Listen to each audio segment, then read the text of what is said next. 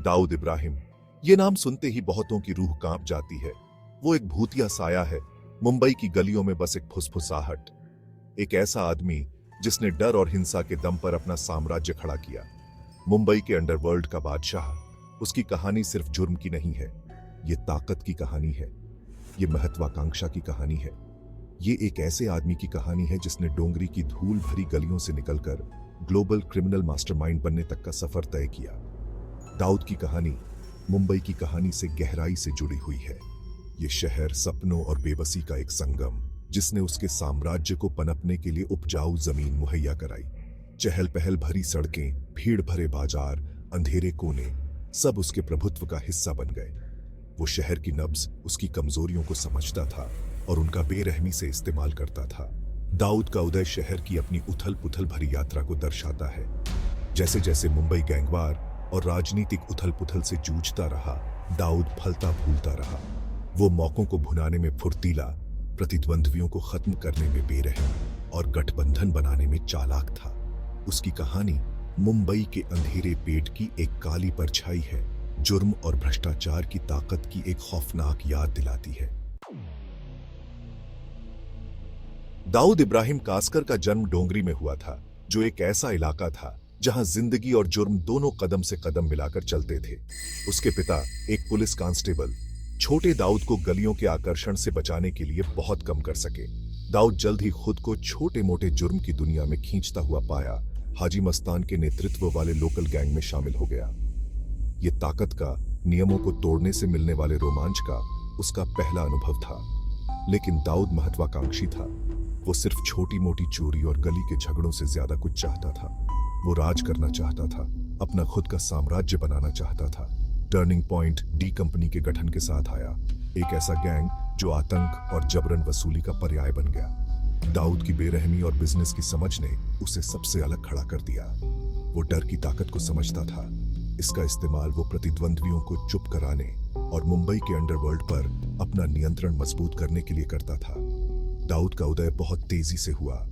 उसने मुंबई के बाहर अपने ऑपरेशन का विस्तार किया, एक ऐसा नेटवर्क स्थापित किया जो पूरे भारत और यहां तक कि विदेशों तक फैला हुआ था।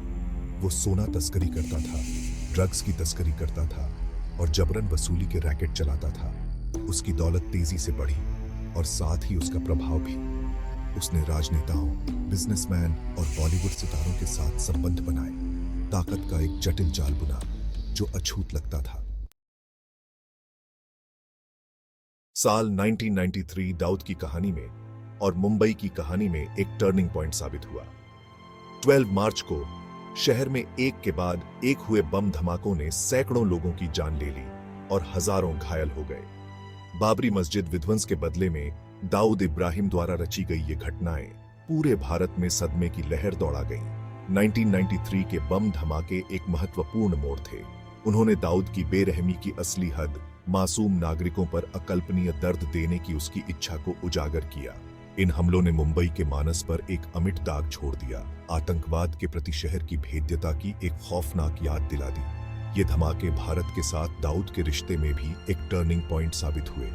वो देश का मोस्ट वांटेड क्रिमिनल बन गया, परछाई में छिपता एक भगोड़ा। भारत ने एक बड़ा तलाशी अभियान शुरू किया, लेकिन दाऊद गायब हो गया था। कथित तौर पर उसे पाकिस्तान में शरण मिल गई थी। 1993 के धमाकों ने दाऊद को एक कुख्यात गैंगस्टर से एक राष्ट्रीय खतरे में बदल दिया, आतंक और विश्वासघात का प्रतीक। सेक्शन 4, डी कंपनी, डर का साम्राज्य।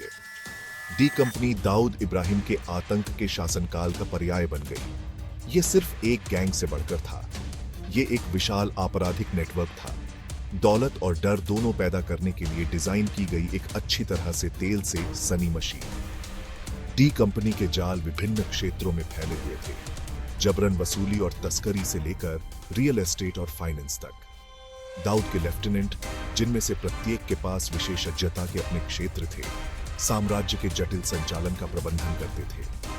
उन्होंने दाऊद की इच्छा को क्रूर दक्षता के साथ लागू किया। डी कंपनी के अधिकार को चुनौती देने की हिम्मत करने वाले किसी भी व्यक्ति को चुप करा दिया। डी कंपनी का प्रभाव मुंबई से आगे बढ़कर दुबई, पाकिस्तान और दुनिया के अन्य हिस्सों में सत्ता के गलियारों तक पहुंच गया। डी कंपनी की सफलता दाऊद की पारंपरिक गैंगलैंड रणनीति को आधुनिक व्यापार रणनीतियों के साथ मिलाने की क्षमता से उपजी है। वो विविधीकरण की शक्ति को समझता था, अपनी अवैध कमाई को वैध बनाने के लिए वैध व्यवसायों में निवेश करता था। उसने भ्रष्ट अधिकारियों के साथ संबंध बनाए, कानून प्रवर्तन से सुरक्षा सुनिश्चित की। डी कंपनी एक दुर्जय ताकत बन गई, एक छाया सरकार जो दंड से मुक्ति के साथ काम करती थी। सेक्शन 5, दाऊद इब्राहिम जुर्म की विरासत। दाऊद इब्राहिम की विरासत जटिल है। वो एक भगोड़ा बना हुआ है, एक भूतिया साया जो भारत को अब भी डराता है। उसका नाम अब भी धीमी आवाज में लिया जाता है, मुंबई के अतीत के अंधेरे पेट का प्रतीक। वो संगठित अपराध की स्थायी शक्ति, उस भ्रष्टाचार की याद दिलाता है जो समाज की नींव को कमजोर कर सकता है। उसकी अनुपस्थिति के बावजूद मुंबई और उसके बाहर दाऊद का प्रभाव अब भी महसूस किया जाता है। डी कंपनी हालांकि कमजोर हो गई है, फिर भी परछाई में काम करती है।